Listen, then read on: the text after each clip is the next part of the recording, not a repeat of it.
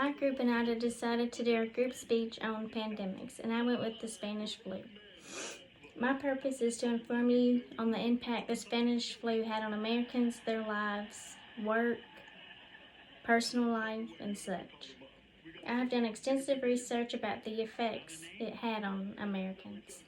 My information comes from Trevor Hopp, Professor of Sociology at University of North Carolina at Greensboro, Professor John M. Berry of Tulane University, Wayne Bradshaw, RN at Waikato Institute of Technology School of Health. According to Trevor Hopp, despite not originating in Spain, the 1918 pandemic is commonly known as the Spanish flu. The name reflects a tendency in public health history to associate new infectious diseases with foreign countries. I will discuss 3 reasons why this pandemic was so hard on Americans and other countries. Let's examine the effects the Spanish flu had on American life. The Spanish flu killed millions nationwide. According to Professor John Berry, more than 35 million died worldwide. It began in January of 1918 and ended in June of 1920. In the U.S., the spread was pretty slow and went unnoticed except in military camps.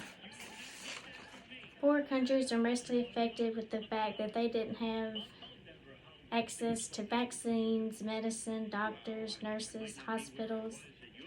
Countries that did not have medicine or doctors on hand suffered greatly. According to Wayne Bradshaw, most countries did not implement quarantine restrictions as they should have. Over 8,000 people in New Zealand died as a result of not taking proper precautions such as quarantining and such. According to Michael Ostenholm, those fortunate enough to receive vaccines represent less than 5% of the world's current population of 6.5 billion people. Overall, the poor vaccine manufacturers of these countries have left many vulnerable to annual flu and other serious pandemics such as the coronavirus, the swine flu. According to Tosh Pritish, influenza is an important contributor to population and individual morbidity and mortality. Pandemics are serious and viruses can be deadly. According to Robert Webster, the virulence of a virus is defined by its comparative capacity to produce disease in the host. The Spanish flu wiped out entire villages and depressed population growth for over a decade. Now that we have explored the topic, let's recap the main points. Let's look back at the negative impact the 1918 pandemic had on Americans and its lives. The Spanish flu killed millions of people.